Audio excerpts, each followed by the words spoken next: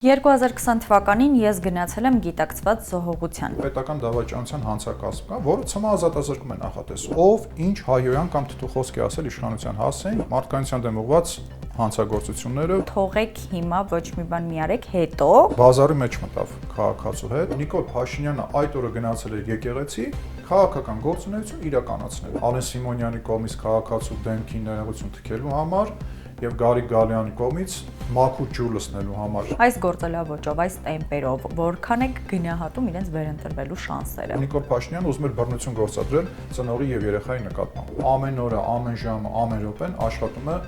իրենց դեմ։ Զրոյական եմ գնահատում հաղթելու շանսերը։ 2020 թվականին ես գնացել եմ գիտակցված զոհողության։ Նման ինքնոխոստովանություն հնչեց Նիկոլ Փաշինյանի կողմից արժանամբյոնից, որից հետո զոհված զինծառայողների ծնողները ձեր ուղեկցությամբ հանցանքի մասին հաղորդում ներկայացրեցին դատախազություն։ Կխնդրեմ մի փոքր մանրամասներ ներկայացնեք։ Հիշյալ հայտարարությունը վրթովմունքի նոր ալիք բարձրացրեց ծնողների մոտ։ Չի կարելի ասել, որ այդ ալիքը մարել էր, որովհետև եթե մի փոքր հետ գնանք 2022 թվականի ապրիլի 13-ին, երբ որ Նիկոլ Փաշինյանը գրեթե նույնաբովանդակ հայտարարություն կատարեց ազգային ժողովում, որ կարող ենք ունենալ նույն հետևանքները իհարկե առանց զոհերի, եթե կհիշեք, այդ ժամանակ իրավական գործընթացներ սկսվեցին մեր կողմից, տարբեր անձինք հանցանքի մասին հաղորդումներ ներկայացրեցին, ներառյալ նաև այդ դրվագով եւ այդ ժամանակ այդ հանցանքի մասին բոլոր հաղորդումները գնացին միացվեցին մեկ վարույթում։ Մենք այդ վարույթով հենց կոնկրետ այդ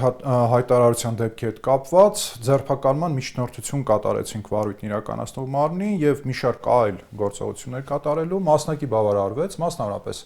ձերբակալման մասով Նիկոլ Փաշինյանին մերժվեց, ակտիվ քննչական գործողություններ կատարելու մասով բավարարվեց, մենք անցանք բողոքարկման ներպետական բոլոր փուլերով եւ արդյունք չունեցանք։ Հիմա 2022 թվականից վարույթն իրականացնող մարմինը պնդում է, որ այդ գործով կատարում է ակտիվ քննչական գործողություններ, բայց ես այդ գործով ներգրաված լինելով որպես դժողների ներկայացուցիչ, որովհետև մենք ինչ որ իրավական ձեռքբերում ունեցանք եւ ծնողները այնուհանդերձ դժող ճանաչվեցին այդ գործով, որովհետև կարծեմ դա ինչ որ առումով իրավական ձեռքբերում էր։ Մինչև այս պահը արդեն 4 տարի անցել է, ես այդ գործից որևէ տեղեկություն չունեմ, թեպետ տարբեր միջնորդություններ ուղարկել ենք եւ այդ ակտիվ քննչական գործողությունները ընդհանրապես թղթի վրա են։ Հիմա 2026 թվականի արդեն ձեր կողմից նշված հայտարարությունը եկավ վերահաստատելու մեր իրավական գնահատականը, որ իրականում Նիկոլ Փաշինյանը առերևույթ կատարել էր հանցագործություն, որի համար ենթակա էր ձերբակալման եւ բնականաբար ներկայումս արդեն նաեւ քրեական հետապնդման։ Որովհետեւ Փաշինյանի հաղորդումը փաստում է այն հանգամանքի մասին, որ ինքը կատարել է քրեական օրենսգրքով նախատեսված մի շարք արարքների, հատկանիշներ պարունակող արարքներ։ Մասնավորապես մենք նշել ենք երկուսը՝ պետական դավաճանություն, որը դրսևորվել է թշնամուն այլ օգնություն ցուցաբերելով ցույց տալով եւ մարդկանցության դեմ ուղղված հանցագործությունները, որը դրսևորվում է ագրեսիվ պատերազմի ընթացքում սպանություններով, խոշտանգումներով, բռնի անհետացումներով եւ այլն։ Հիմա ներկայացրել ենք հանցանքի մասին հաղորդում եւ թեպետ քրեական դատավարության օրենսգրքով հանցանքի մասին հաղորդումը քննարկվում է անհապաղ, բայց ոչ ուշ քան 24 ժամվա ընթացքում, մենք մինչեւ այս պահը որևէ արդյունք չունենք։ Ոչ վարույթ նախաձեռնվելու, ոչ չնախաձեռնվելու մասին։ Ինչքան ժամանակ է անցել։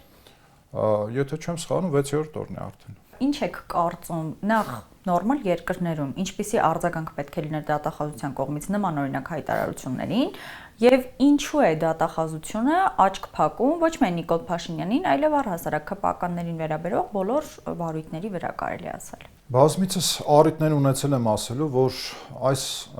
ձեր այս հարցի համատեքստում մենք չպետք է քննարկենք գործադիր իշխանություն եւ դատախազությունը որպես տարբեր օղակներ պետական կառավարման համակարգի, այլ շատ գործերով հենց առավել եւս քրեական հետապնդումների գործերով կամ այն գործերով, որոնք վերաբերում են գործադիր իշխանության այս կամ այն մարմնին կամ ղեկավարին, ապա դատախազությունը գործում է որպես քաղաքացիական պայմանագիր կուսակցության որևէ օղակ, որևէ բաժին։ Ինչու պետք է ծնողները վրթովեին եւ ծնողները պահանջեին քրեական վարույթ նախաձեռնել կամ ինչու ես պետք է հանցանքի մասին հաղորդում ներկայացնեի, երբ օրենսգիրքը նախատեսում է, որ լրատվական միջոցներով կատարված հայտարարությունները, հաղորդումները դրանք արդեն իսկ հանցանքի մասին համապատասխան իրավական գործընթաց սկսելու հիմք են։ Եվ դատախազության ուղղակի պարտականություններից մեկը նաև դա է։ Հիմա բերեք մի փոքր նաև այլ հարթության մեջ դիտարկենք, հա։ Այսօր ոստիկանությունը ստեղծել է մի հատուկ ստորաբաժանում, որը այլ բան չի անում, քան, ասենք, թողած հանցագործների մոտ պրոֆիլակտիկան կանխում, նախականխում, ել չեմ ասում բացահայտում, ամբողջ ժամանակ զբաղված է սոցիալական ցանցերի մոնիտորինգ իրականացնելով, որպեսզի պարզեն, թե ով ինչ հայհոյան կամ թթուխոսք է ասել իշխանության հասցեն եւ նախաձեռնեն քրեական վարույթներ։ Բայց այս ակնհայտ հանցանքի մասին հաղորդման հիմքեր ունեցող հայտարարության դեպքով ով պետք է նախաձեռներ, եթե ոչ դատախազությունը։ Ինչու չնախաձեռնեց, պատասխանեցի։ Դուք նշել էիք, որ վերջին օրերին Նիկոլ Փաշինյանի դեմ 3 հաղորդում եք ներկայացրել, որոնցից մեկը, եթե չեմ սխալվում, վերաբերում էր ընտրակաշարքին։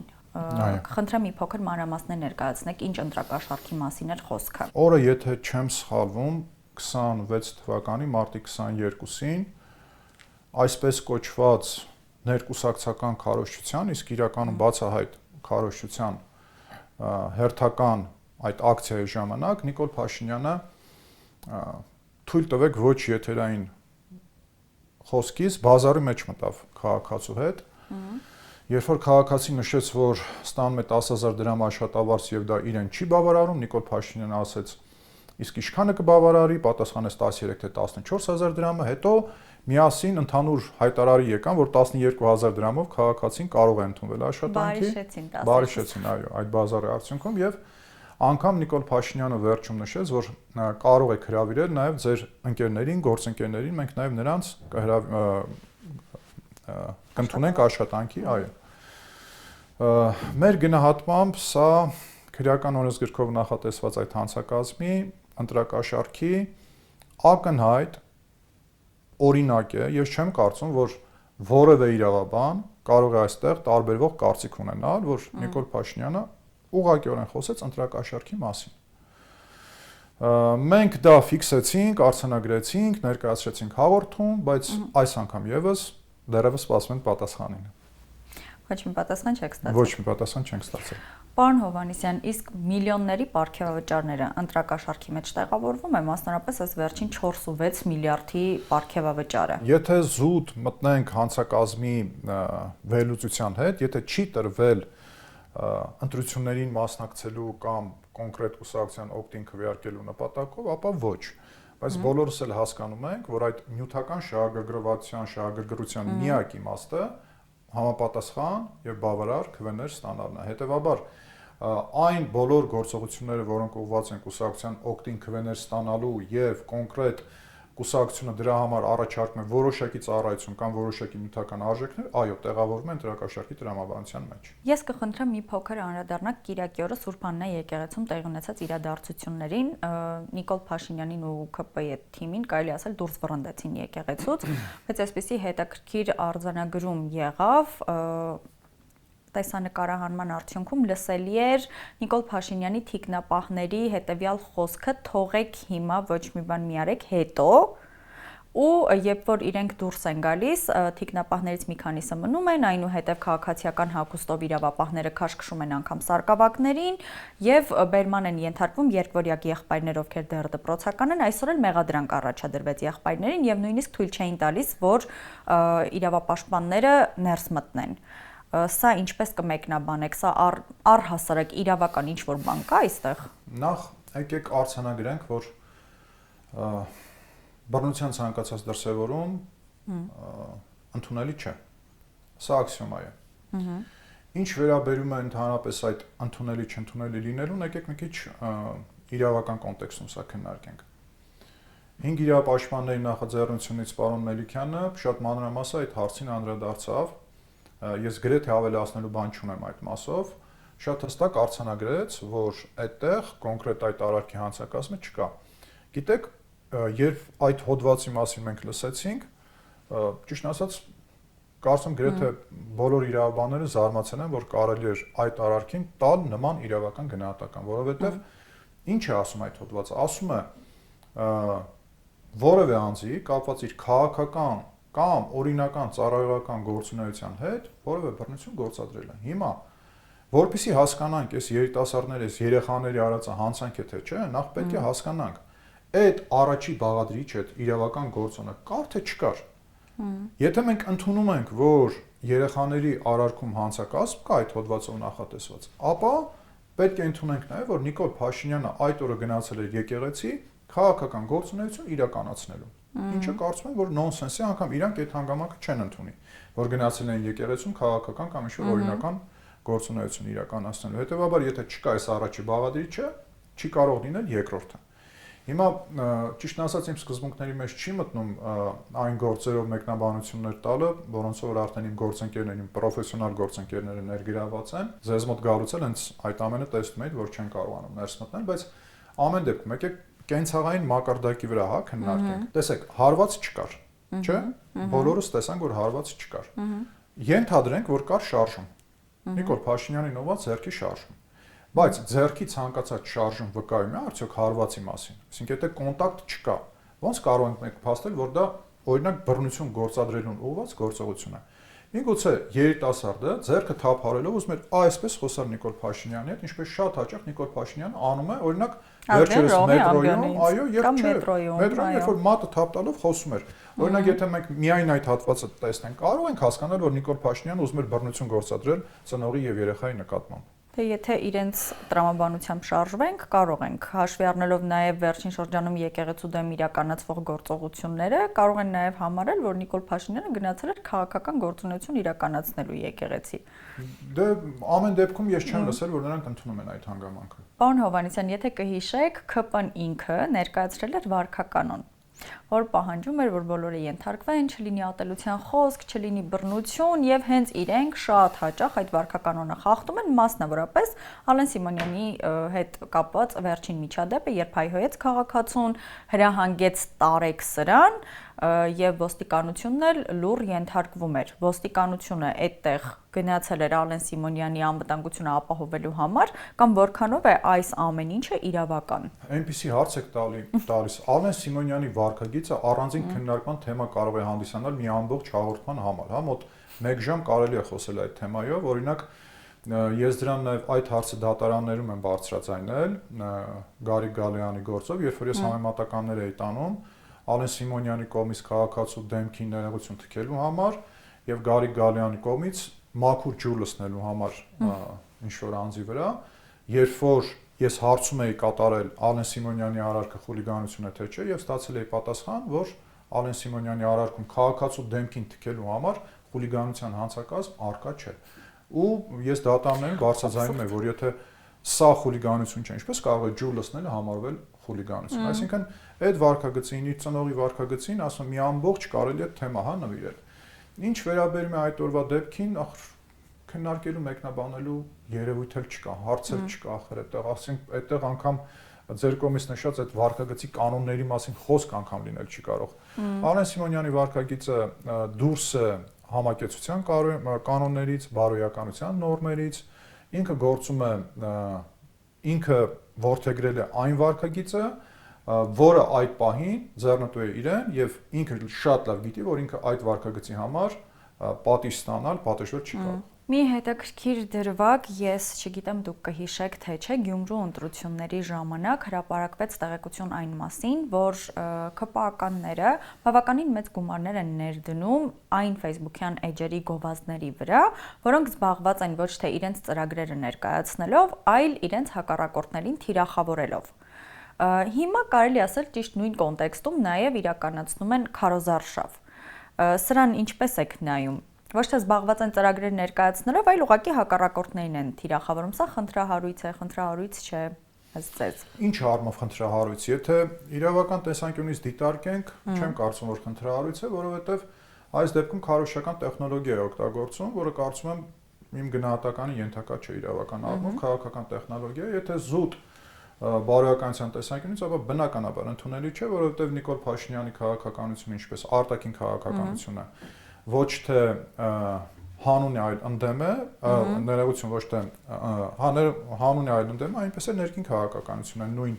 այդ կոնտեքստի մեջ եւ ինքը առաջնորդվում է նույն այն սկզբունքով, որ բաժանիր եւ տիրիր, ինչքան շատ շերտեր, հակասական շերտեր ստեղծի հասարակության մեջ, ինչքան ստեղծի անդիմադիր ուժեր, հակամարտող ուժեր, այնքան ինքը բնականաբար կշահի։ Եվ կարծում եմ, որ բոլոր անդիմադիր գործիչները, մեր քաղաքական ակտորները այդ հանգամանքը պետք է հասկանան։ Իսկ ըստ ձեզ ինչպիսին են նման գործելավոճով, առհասարակ վերջին օրերին քարոզարշավին հետևում եք այդ իբրև ներկուսակցական, այս գործելավոճով, այս տեմպերով, որքան եք գնահատում իրենց վերընտրվելու շանսերը։ Նիկոլ Փաշինյանի վերընտրվելու հաղթելու շանսերը, թե վերընտրվելու ազգային ժողով անցնելու շանսերը։ Եթե Չէ, հաղթելու։ Հաղթելու Դե շանսերը իրենք ասում են իրենք 70% ունեն։ Չէ, ես մեր ժողովրդի առողջ գիտակցությանը, բանականությանը եւ ողջախոհությանը չեմ կասկածում, հետեւաբար զրոյական եմ գնահատում հաղթելու շանսերը եւ կարծում եմ այս քարոզարշավը հենց ի վնաս իրենց է, որովհետեւ քարոզարշավի ամեն օրը, ամեն ժամը, ամեն րոպեն աշխատում է իրենց դեմ։ Ձեր շփումները զոհվածների հարազատների հետ առհասարակ շատ են։ Ինչպես են նրանք վերաբերվում, եթե ես չլինեմ, կլինի պատերազմ թեզին։ Այդ մասով եւս մենք հանցանքի մասին հաղորդում ներկայացրել ենք, որովհետեւ սրա վերաբերյալ եւս քրեական օրենսգիրքը նորմ ունի, որը նախատեսում է քաղաքացիների կամահայտնության վրա ազդելը հարկադրելով ընտրել այս կամ այն ուժին կամ այս կամ այն անձին, հա, տվյալ դեպքում ուժին։ Եվ կարծում ենք, որ Նիկոլ Փաշինյանի այս խոսույթը հենց ուղղված էր ընտրողների ազատ կամահայտնության վրա ազդելու, հարկադրելու, որպեսզի նրանք իրենց ձայնը տան քաղաքացիական պայմանագիր կուսակցությանը։ Ինչ վերաբերում է զոհված զինծառայողների ծնողներին, ապա ոչ միայն նրանց, այլև ցանկացած ծնողի պետք է մտահոգի նրա կատարած այդ արտահայտությունը, եթե դուրս գանք իրավական այս թեմատիկայից, հաշվի առնելով այն հանգամանքը, որ տվյալ դեպքում Նիկոլ Փաշինյանը խաղաղության հաստատումը կապում է ոչ թե որոշակի քաղաքական գործընթացների հետ, այլ իր անձի հետ, այսինքն Նիկոլ Փաշինյանը չի խոսում ինստիտուցիոնալ խաղաղության մասին։ Այսինքն Նիկոլ Փաշինյանը ընդունում է, որ չկա ինստիտուցիոնալ խաղաղության վերաբերյալ բանակցություններ։ Կապված է կոնկրետ իր հանձի հետ, միգուցե տված նաև այլ այնպիսի համաձայնությունների հետ, որոնք թղթի վրա չկան եւ այս բան չեն երևում եւ որոնք կարող են իրագործել միայն ընտրություններից հետո եւ ինքը հասկանում է, որ իր տրված բանավոր համաձայնությունները եթե կյանքի չկոչվեն, միգուցե նաև վախեցնում է, որ Ադրբեջանը ագրեսիա կսկսի, բայց ես ուզում եմ հավատացնել մեր ունկնդիրներին, ես քաղաքական գործունեությամբ այս բանին չեմ զբաղվում, բայց ես ուզում եմ հավատացնել, որ Ադրբեջանի